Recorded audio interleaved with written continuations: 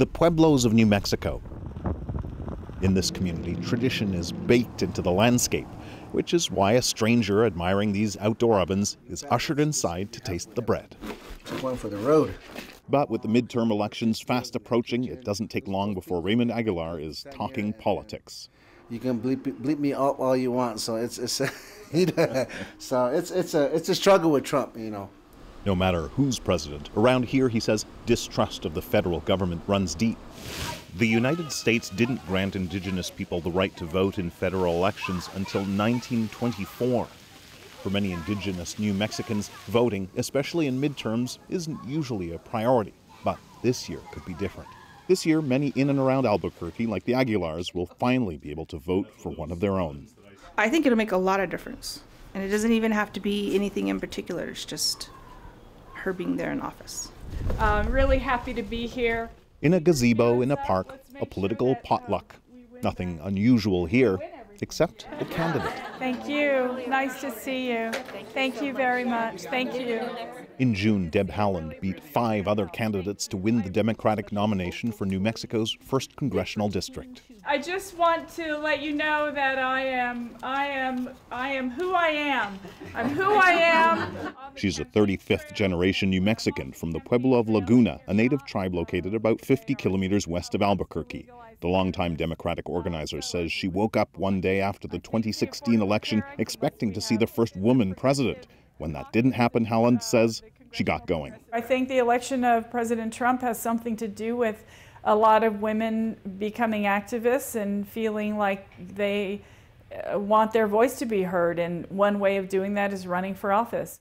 In the U.S., the first Indigenous congressman was elected more than a century ago. Since then, plenty of Indigenous women have run, but incredibly, if Haaland wins, she would be the first. Yes, it has taken entirely too long. I mean, it's not for lack of trying. Maybe there is some sexism involved.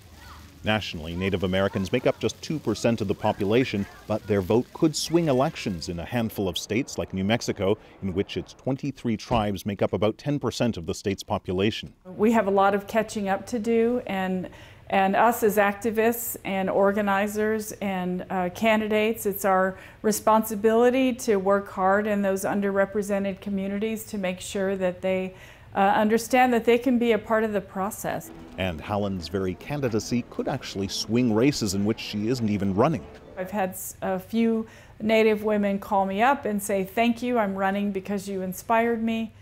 Mark Trahant is the editor of Indian Country Today, a Native American website. I'm building a graphic of the 10 Native American candidates for Congress. Trahant has been tracking the record number of Indigenous candidates running this year.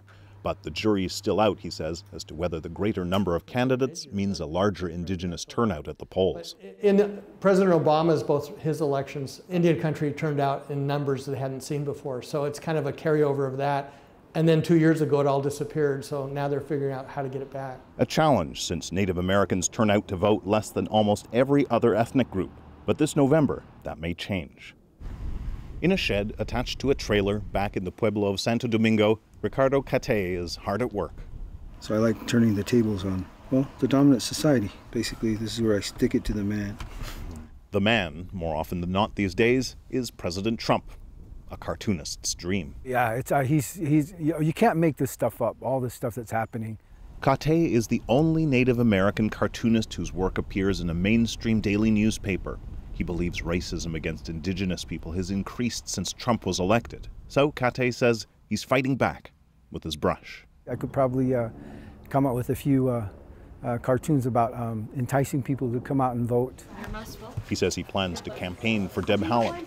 For Native Americans, he says, the hope of seeing someone like them on Capitol Hill could make all the difference. It is definitely a game changer. So, because now we have someone that we can actually, who will understand our plight.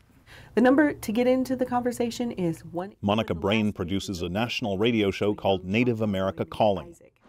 Native America is vast, she says, and opinions are not monolithic. While there's this perspective that Native Americans generally vote Democratic and maybe are liberal leaning, we got lots and lots of calls and folks on the show who were avid supporters of Donald Trump and who really believe that he's what's best for Indian country. The advantage will go to whichever party can get Indigenous voters to show up at the polls.